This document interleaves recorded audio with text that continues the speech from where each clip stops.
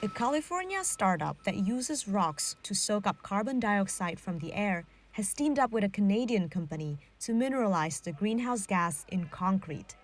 Concrete is an amazing way to store CO2 because it mineralizes the CO2. It turns CO2 into a carbonate, into rock. The technological tie-up is a first of its kind, and companies say it could provide a model for fighting climate change. UN scientists say that removing billions of tons of carbon dioxide from the atmosphere will be necessary to limit climate change. To do that, two things are needed. First, capturing CO2 with nature or technology, and second, locking it up for centuries. California-based Heirloom Carbon Technologies and Canada's CarbonCure are doing just that. Heirloom CEO Shashank Samala explains. So Heirloom uses something called limestone to pull carbon out of the atmosphere. And limestone has this natural ability to pull carbon out of the atmosphere. The problem is it's just slow. So what we do here is just give it more superpowers to make it pull carbon much faster than it otherwise would. So what you're looking at here is we are taking limestone and spreading them out on trays and vertically stacking those trays and exposing it to the air. As the CO2 is brought in by the air, this limestone pulls up that carbon and sequesters it in the mineral.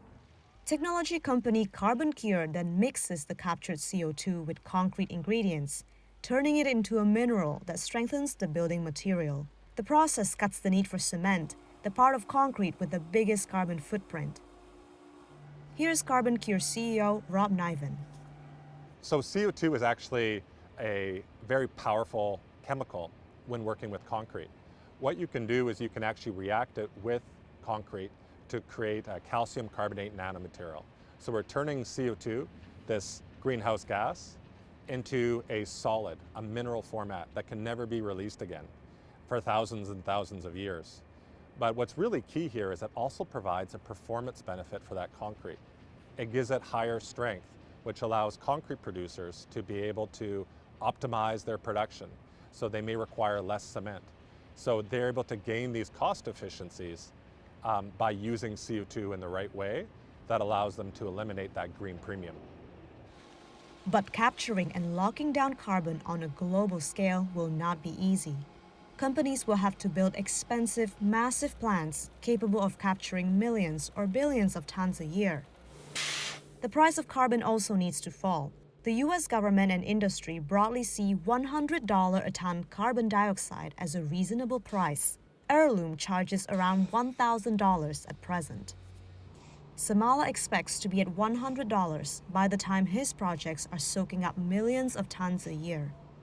Concrete itself is also controversial. The building material accounts for about 8% of global emissions of CO2, but for now, concrete's ubiquity is attractive because there are currently few places to securely store carbon dioxide. Carbon stays in the air for over 1,000 years, so we need to find ways to permanently sequester it for thousands of years. There's not that many ways to do it. One is underground storage, that we can safely and permanently store CO2 underground. The other is building materials like concrete. Like many other folks, I want to wake up in the morning and know that we have an exciting future to look forward to, that my kids and grandkids and the future of humanity can look forward to. And some years ago I realized that climate change is the biggest existential threat to humanity. And we need to find every which way to play our parts in reducing emissions and getting the entire planet down to the 1.5 degree warming target. I actually took a video of it while they were testing this yesterday.